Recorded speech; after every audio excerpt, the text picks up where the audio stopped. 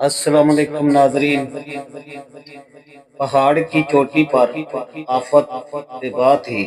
بارش کے موٹے قطروں کے ساتھ ساتھ گولیوں کی آہنی پچھاڑ برس رہی تھی۔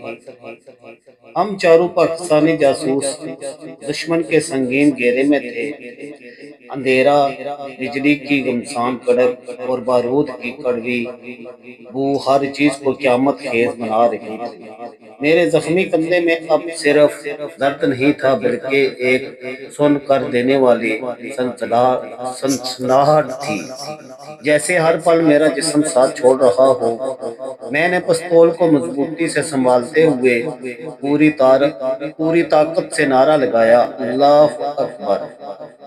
میرے گلے سے نکلی یہ آواز بارش اور گولیوں کے شور کو چیرتی ہوئی آسمان میں گونج اٹھی۔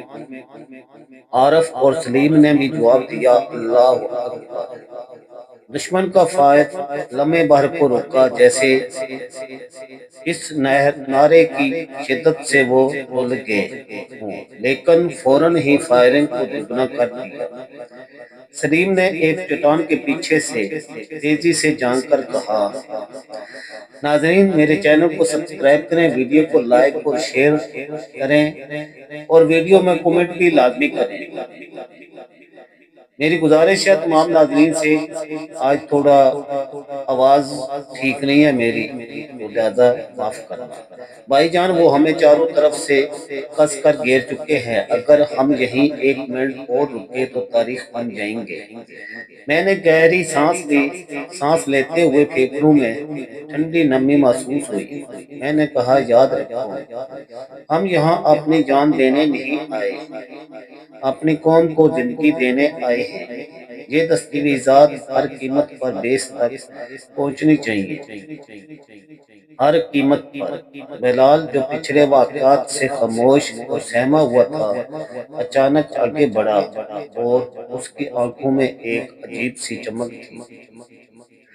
اس نے مضبوط لہجے میں کہا، بھائی جان ایک پرانا خفیہ راستہ ہے جو پہاڑ کے نیچے سے بیس تک جاتا ہے، یہ ہماری آخری امید ہے، لیکن اس تک پہنچنے کے لیے ہمیں دشمن کی اس آہنی دیوار کو توڑنا ہوگا۔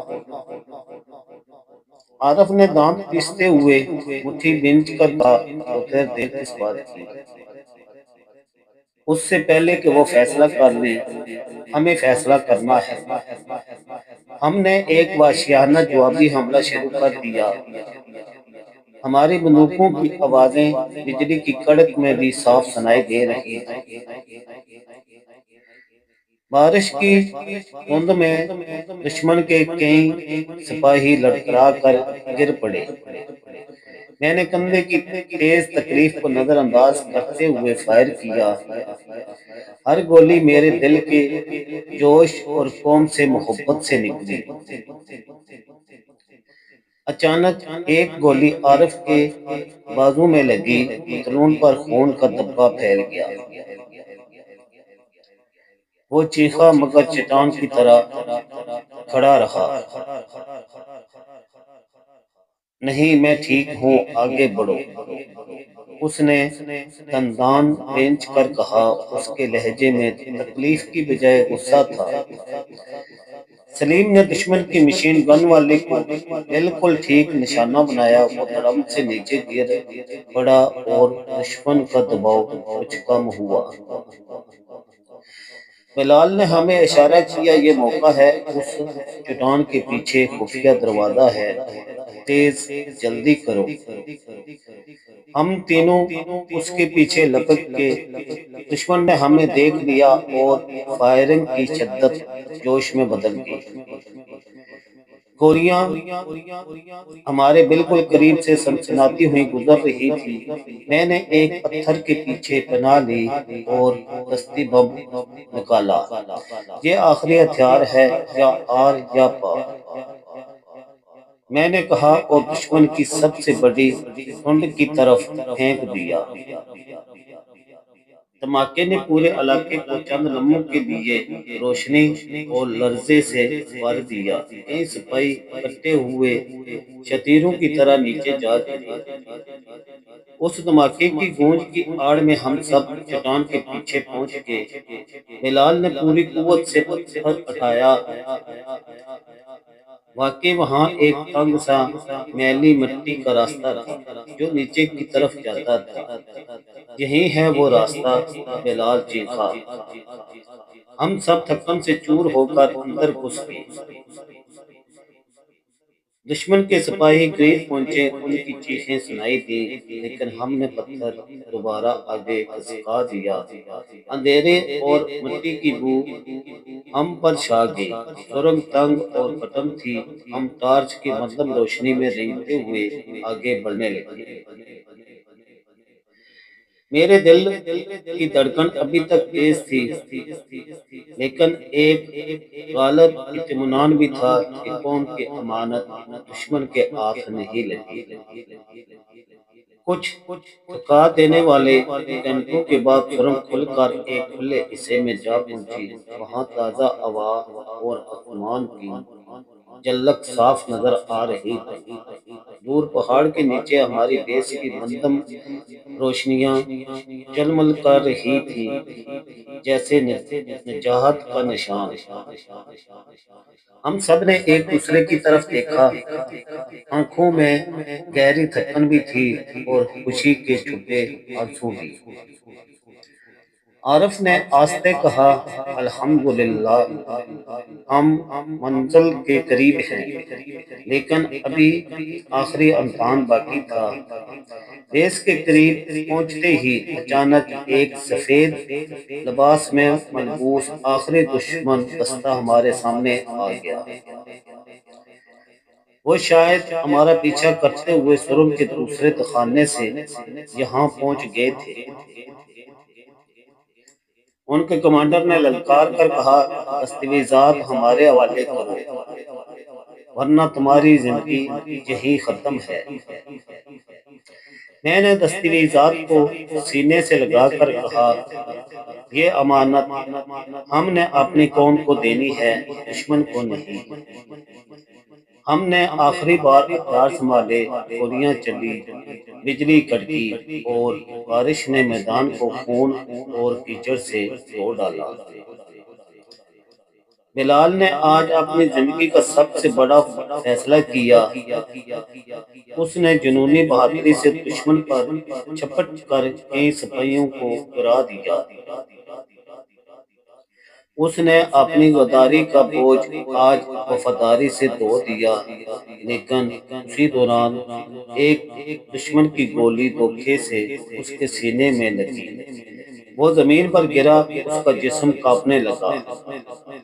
آخری الفاظ یہ کہے، بھائی جان، دستاویزات بیس تک پہنچا دینا، میری قربانی رائے گاں نہ جائے۔ میں نے رینگتے ہوئے اس کا ہاتھ تھاما، تم نے آج اپنا سب سے بڑا فرض ادا کر دیا بلال، اللہ تم پر رحم کرے۔ عارف اور سلیم نے جوش سے فائرنگ تیز کر دی تاکہ بلال کی موت کا بدلہ لے سکے۔ ہم نے پوری طاقت سے دشمن پر جوابی حملہ کیا۔ عارف اور سلیم کی گولیاں چمکتی رہی اور آخر کار دشمن کا آخری دستہ بھی ہوش و آواز کھو کر ڈھیر ہو گیا۔ خاموشی چھا گئی، اب صرف بارش کی دھیمی ٹپ ٹپ اور ہمارے زخمی جسموں کی بے ترتیب سانسیں باقی تھیں۔ ہم تینوں نے بلال کی خون میں لت پت لاش کو دیکھا۔ اس کی آنکھیں بند تھیں، لیکن چہرے پر عجیب سکون تھا۔ اس نے اپنی وفاداری کا ثبوت خون سے لکھ دیا تھا۔ ہم نے اس کے لیے خاموشی سے دعا کی اور دستاویزات سنبھالتے ہوئے بیس کی طرف بڑھ گئے۔ چند گھنٹوں بعد بیس کے گیٹ پر پہرے داروں نے ہمیں حیرت اور خوشی سے پہچانا۔ دروازہ کھلا اور اندر سے اپنے ساتھی دوڑتے ہوئے آئے۔ جب کمانڈر نے لرزاتے ہاتھوں سے دستاویزات ہمارے ہاتھ میں دیکھی تو اس کی آنکھوں میں تشکر کے آنسو آ گئے۔ شاباش، تم نے وہ کارنامہ کر دکھایا جو تاریخ میں سنہری حروف سے لکھا جائے گا۔ قوم تمہیں نہیں بھولے گی۔ ہم تھکن سے ٹنڈال ہو کر زمین پر بیٹھ گئے۔ دلوں میں بلال کا غم بھی تھا اور عظیم فخر بھی۔ بلال کی قربانی اور ہماری جدوجہد نے آج دشمن کے تمام خواب چکنا چور کر دیے تھے۔ میں نے کھلے آسمان کی طرف دیکھا اور دل ہی دل میں کہا، یا اللہ، یہ شہادتیں، یہ قربانیاں سب تیری راہ میں ہیں۔ ہمیں ہمیشہ اپنے وطن کی حفاظت کی توفیق دینا۔ بارش تھم گئی تھی، پہاڑوں پر صبح کی پہلی روشنی نمودار ہو رہی تھی، ایک نئی امید، ایک نئی کامیابی کے ساتھ۔ ناظرین، یہ قسط ابھی تک جاری ہے۔ اگلی قسط دیکھنے کے لیے میرے چینل کو سبسکرائب کریں، ویڈیو کو لائک اور شیئر لازمی کریں، ویڈیو میں کومنٹ بھی لازمی کریں۔ اپنا خیال رکھیے گا، اجازت دیجیے، انشاءاللہ ملتے ہیں اگلی ویڈیو میں۔ اللہ حافظ۔